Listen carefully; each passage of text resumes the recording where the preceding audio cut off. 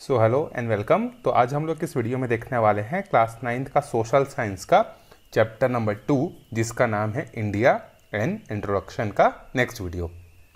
तो last video में हमने क्या किया था, इंडिया कितने बड़े एरिया में फैला हुआ है, इंडिया का लैटिट्यूड क्या है, लॉन्गिट्यूड क्या है, लैटिट्यूड में क्या पता चलता है, लॉन्गिट्यूड से क्या पता चलता है, ये सारी की सारी बातें हम लोग जो है डिस्कशन जो है कर लिए थे। ठीक है, अब हम लोग क्या करेंगे, इसके बाद जो है हम लोग क्या बोलते हैं, इसके आगे के वीडियो को कंटिन्यू जो है करते हैं।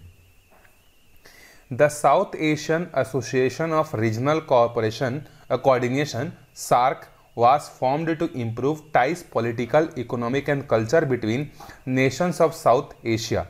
ठीक है, देखो साउथ एशिया में जितने भी कंट्रीज जो आती हैं ना, वो कंट्रीज लोगों सारे कंट्रीज के जो लीडर थे या सारे कंट्रीज के लोगों ने मिलकर ये डिसाइड किया कि हम पॉलिटिकली, इकोनॉमिकली, कल्चरली काफ़ी ज़्यादा सिमिलर हैं, तो क्यों ना हम लोग एक ग्रुप का फॉर्मेशन करें और वो ग्रुप जो है क्या होगा, जो इतने भी कंट्रीज आसपास हैं वो सब मिलकर आपस में एक जैसा नियम बनाएंगी, एक जैसा रूल बनाएंगी और उसी तरीके से जो है आगे बढ़ेंगी।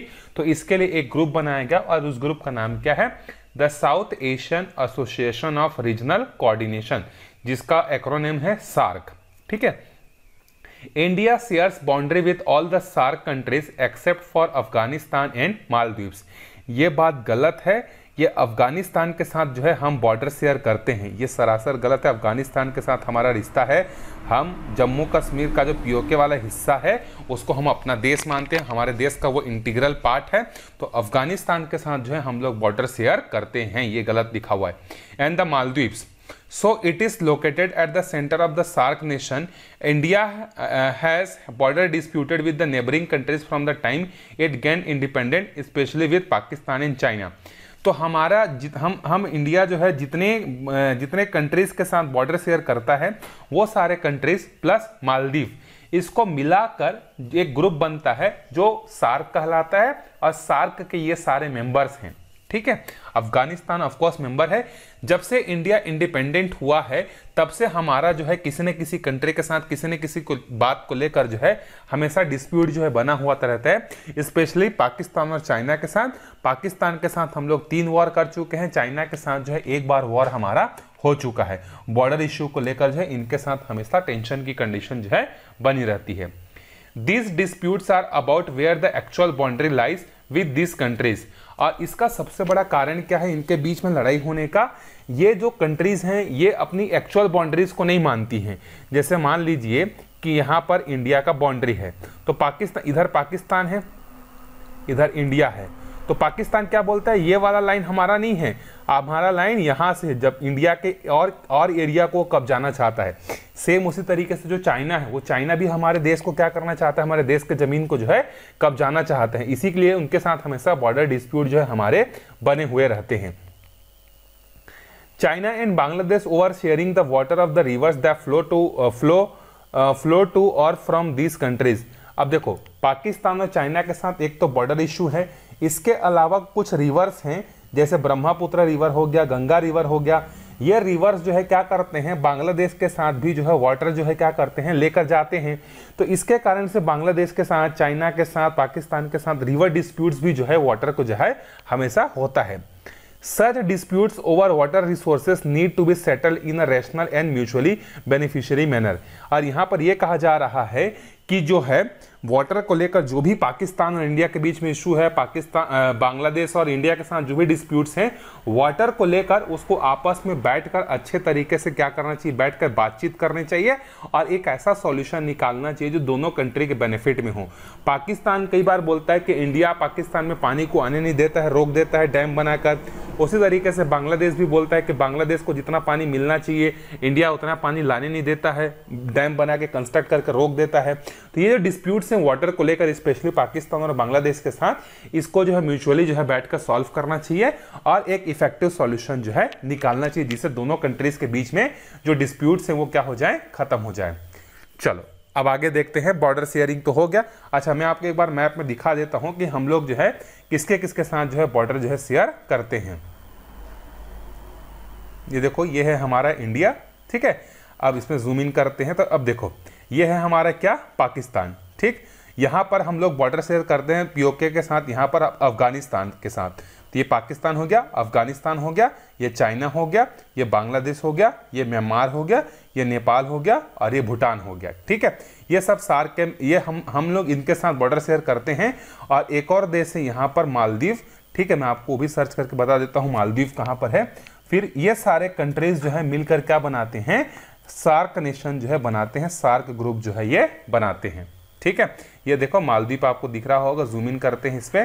तो इंडिया के साथ इसका डायरेक्ट बॉर्डर शेयर नहीं है, फिर भी ये सारे कंट्रीज मिलकर जो है क्या करते हैं, एक बॉर्डर जो है एक ग्रुप का फॉर्मेशन करते हैं, जिसको हम लोग क्या बोलते हैं, सार्क कंट्रीज जो है जिसको हम लोग बोलते हैं। ठीक है, ये मालदीव है, देखो ये। चलो आगे बढ़ते हैं। इसके बाद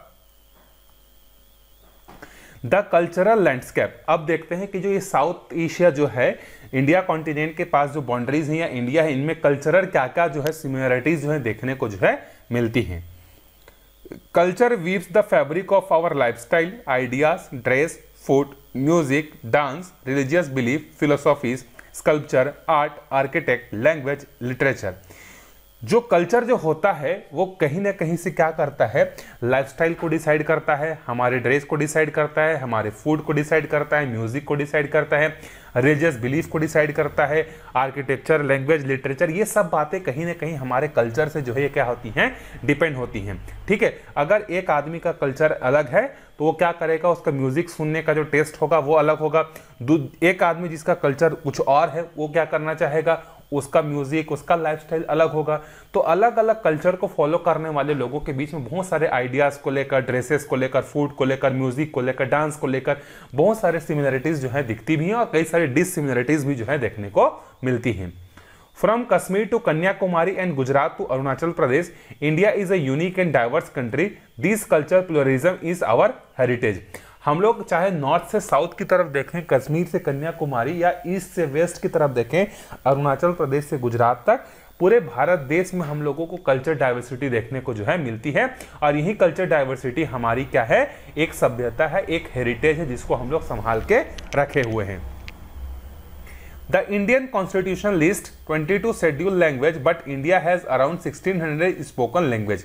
हमारा जो इंडिया का जो कॉन्स्टिट्यूशन है, इसमें जो है ऑफिशियली जो है हमारे यहाँ कितने ऑफिशियली जो है कितने लैंग्वेजेस को जो है कितने लैंग्वेजेस को रखा गया है, तो ऑफिशियली 22 लैंग्वेजेस जो हैं उसको जो है कॉन्स्टिट्यूशन में जो है रखा गया है। लेकिन अगर हम लोग पूरे भारत देश में देखें तो 1600 से भी ज़्यादा लैंग्वेज जो है क्या किया जाता है, बोला जाता है।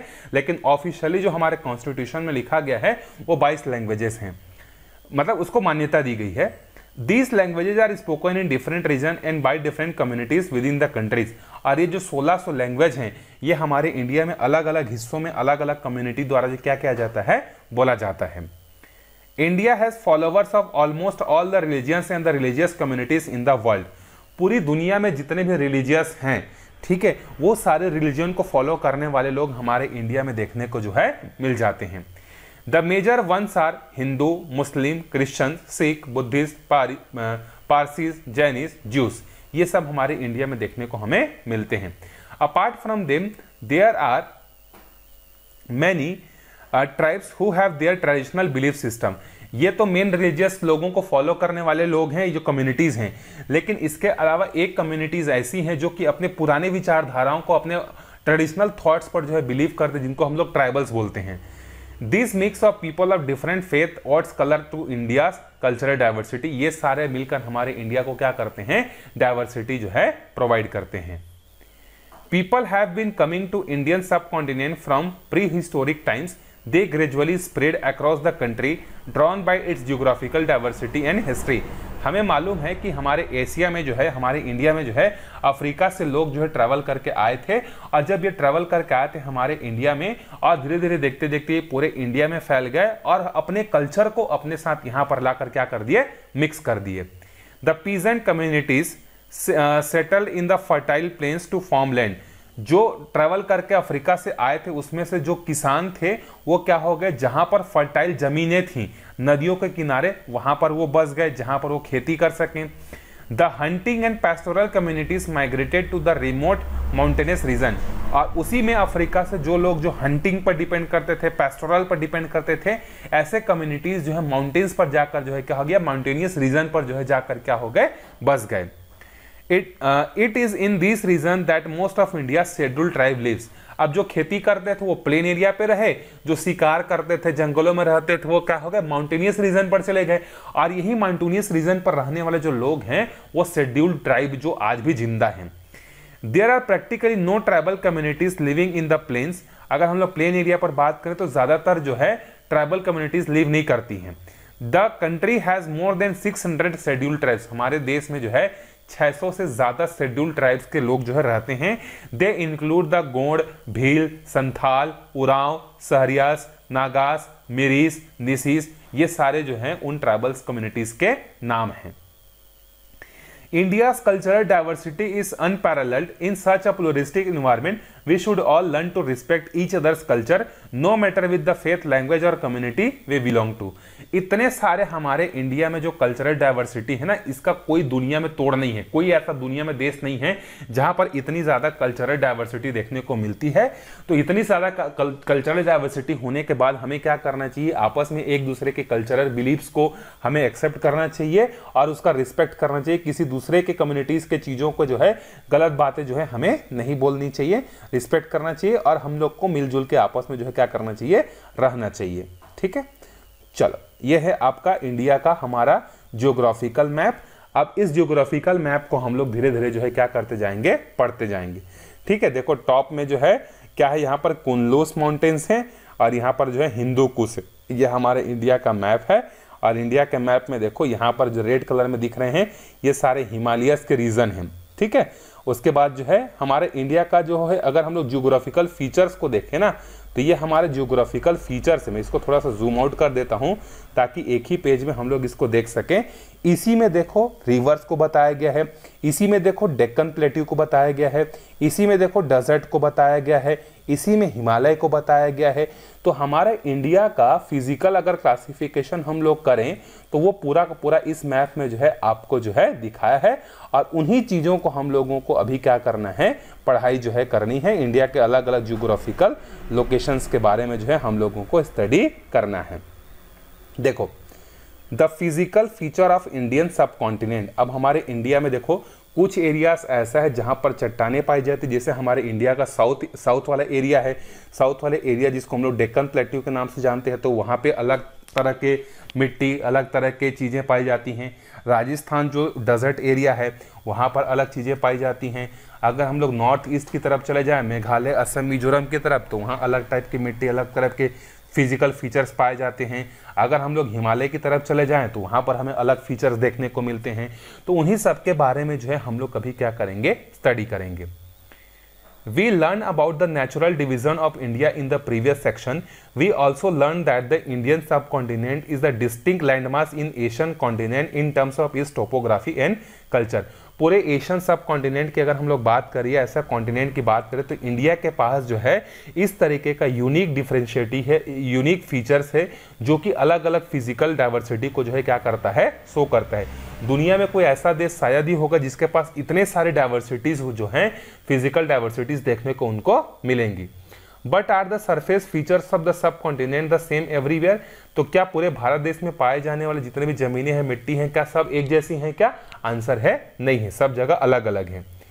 In this chapter, we shall discuss the diverse geographical features of the subcontinent and their special characteristics. अभी हम लोग इस चैप्टर में क्या करेंगे, अलग अलग इंडिया के अलग अलग रीजन के जो अलग अलग फिजिकल फीचर्स हैं उसके बारे में हम लोग एक एक करके क्या करेंगे, स्टडी करेंगे। We shall learn about how these features originated and how humans changed the face of the land and its environment by their activity. हम लोग ये भी पढ़ेंगे कि जो भी डेजर्ट है तो वो डेजर्ट बना कैसे, हिमालय कैसे बना, क्या उसको कोई बनाया है या कुछ ऐसा एक्सीडेंट हुआ अर्थ में जिसके कारण से वो डेवलप हुआ, या क्या चीजें हैं और उसको ह्यूमन किस तरीके से डिस्टर्ब करके उसको चेंजेस करते जा रहा है, वो भी हम लोग जो है डिस्कशन जो है यहाँ पर करेंगे। To understand how these activities change the land, we need to find out how people lived and how they used the natural resources for their livelihood and needs in the different region in the which is they settled. For example, they adopted agriculture as their means of livelihood in the fertile river valley of the Indus, Ganga and Brahmaputra in. अब देखो, अब हमारे India में कुछ reason ऐसे हैं, जैसे mainly central का जो पार्ट है जहां पर बहुत लंबी लंबी बहुत बड़ी बड़ी रिवर्स फ्लो होती हैं, जैसे इंडस रिवर हो गया, गंगा हो गया, ब्रह्मपुत्र हो गया, यमुना हो गया। ये सारे ऐसे प्लेसेस हैं जिसके आसपास जो है फर्टाइल लैंड पाई जाती है, तो जिसके कारण से यहाँ के जो लोग हैं वो एग्रीकल्चर पर ज़्यादा डिपेंड करते हैं। ठीक है, उसके बाद अगर हम लोग देखें in the Chota Nagpur plateau they gathered forest produce and develop mining industries in addition to farming. Chota Nagpur का जो आसपास है, मतलब जो झारखंड वाला जो एरिया है, वहां पर जो है एग्रीकल्चर के अलावा वहां पर क्या किया जाता है, वहां पर कोयला मिलता है, लोहा मिलता है, तो वहां पर माइनिंग की इंडस्ट्रीज लगे हुए हैं।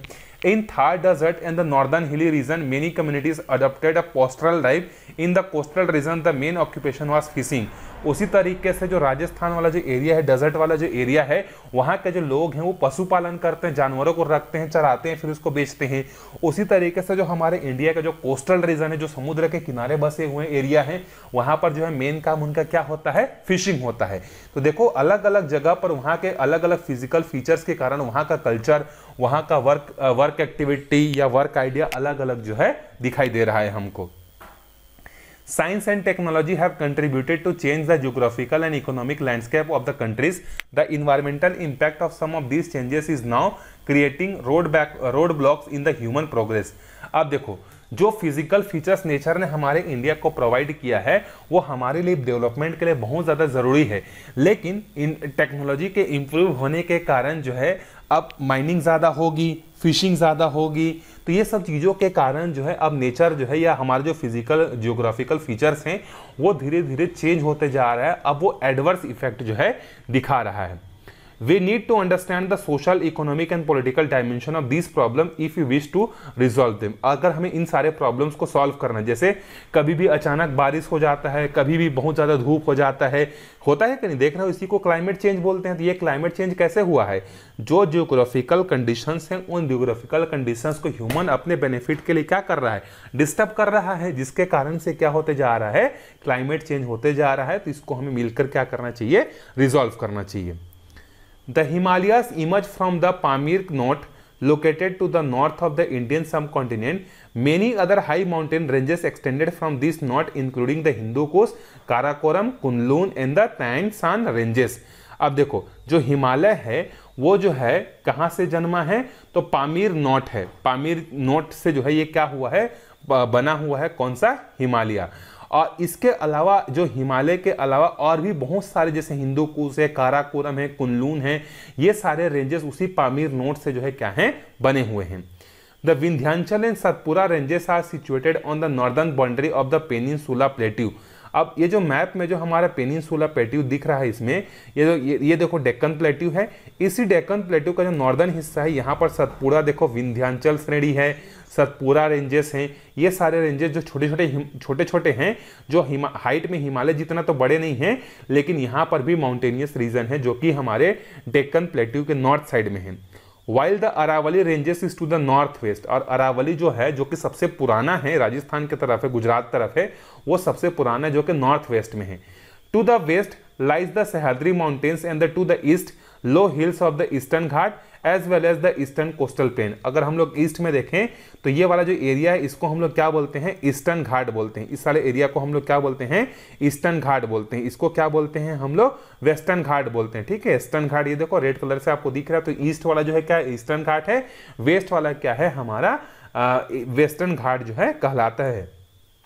ठीक है, नॉर्थ में क्या है, अरावली, विंध्याचल, ये सारे चीजें जो है पाई जाती हैं। As well as the eastern coastal plain, do all these features look the same. क्या अभी मैंने आपको पढ़ाया कि नॉर्थ में जो है क्या है, हिमालय है, नॉर्थ अगर हम लोग देखें नॉर्थ वेस्ट में क्या है, डेजर्ट है, साउथ में क्या है, ईस्टर्न घाट, वेस्टर्न घाट है, साउथ में डेक्कन प्लेट्यू है। क्या ये सारे सबके फिजिकल फीचर सेम हो सकते हैं क्या, आंसर है नहीं, सबके फिजिकल फीचर्स जो हैं अलग अलग जो है होंगे। India's topography can be divided into the following 5 regions based on the different structure, types of rocks and the physical features. हमारे इंडिया में जितने भी जो लैंड पाई जाती हैं उनको जो भी फिजिकल हैं उन सबको जो है उसके स्ट्रक्चर के बेसिस पर, रॉक्स के बेसिस पर, फिजिकल फीचर्स के बेसिस पर हम लोग 5 पार्ट में डिवाइड कर सकते हैं। पहला है हमारा the north and the north eastern mountain range, दूसरा the extensive plain of the north, तीसरा है द पेनिनसुला प्लेट्यू, चौथा है the coastal plain and the island group, और पांचवा है द इंडियन डेजर्ट। ये 5 मेन फिजिकल पार्ट्स में जो है हमारे इंडिया डिवाइडेड है। तो हम लोग अगले वीडियो में यहाँ से स्टार्ट करेंगे जो हिमालय हैं, और हिमालय से रिलेटेड जो माउंट एवरेस्ट है, कंचनजंगा है, ये सारे जो है इसी में आते हैं। किसमें? The north and the northern mountain ranges. इसमें जो है नॉर्थ ईस्टर्न माउंटेन रेंजेस, इसमें हम लोग पढ़ेंगे सबसे बड़ा जो पूरी दुनिया का सबसे बड़ा जो माउंटेन है जिसको हम लोग माउंट एवरेस्ट बोलते हैं। ठीक है, ये सब जो है हम लोग अगले वीडियो में जो है डिस्कशन करेंगे। तो मिलते हैं अगले वीडियो में, तब तक के लिए बाय बाय।